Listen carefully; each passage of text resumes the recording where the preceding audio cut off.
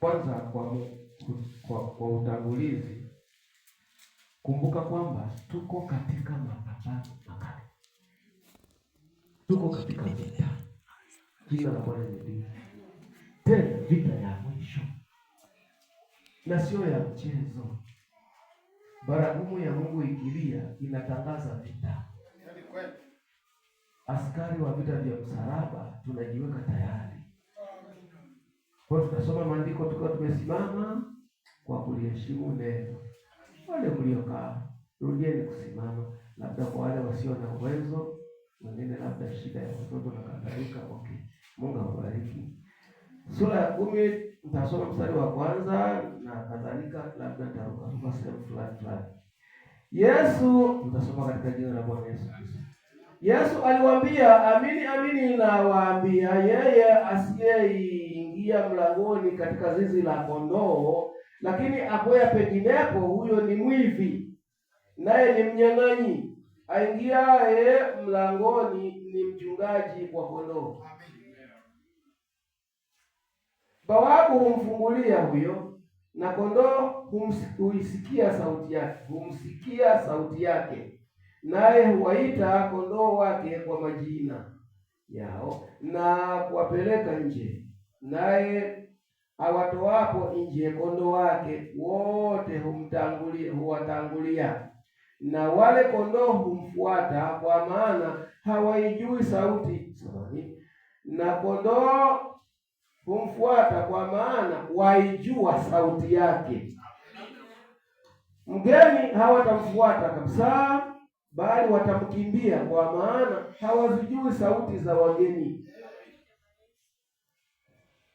Methali hiyo Yesu aliwaambia, lakini wao hawakuelewa na mambo hayo aliyowaambia.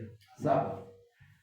Basi Yesu aliwaambia tena, amini amini nawaambia, mimi ndimi mlango wa kondoo. Wote walionitangulia ni wevi na wanyang'anyi, lakini kondoo hawakuwasikia. Mimi ndimi mlango, mtu akiingia kwa mimi ataokoka, ataingia na kutoka, naye atapata malisho. Mwivi haji ila aibe na kuchinja na kuharibu. Mimi nalikuja ili wawe na uzima, kisha wawe nao tele. Mimi ndimi mchungaji mwema. Mchungaji mwema hutoa uhai wake kwa ajili ya kondoo. Mtu wa mshahara wala si mchungaji, ambaye kondoo si mali yake, huacha kondoo. Humuona mbwa mwitu anakuja, akawaacha kondoo na kukimbia, na mbwa mwitu huwakamata na kuwatawanya. Mbona sasa? Hebu niruke ingie 16 hivi. Na kondoo wengine ninao,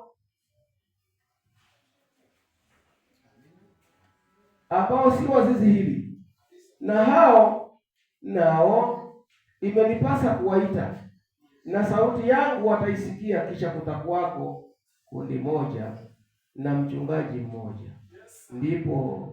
Ndiposa Baba anipenda, kwa sababu na utoa uhai wangu ili niutwae tena.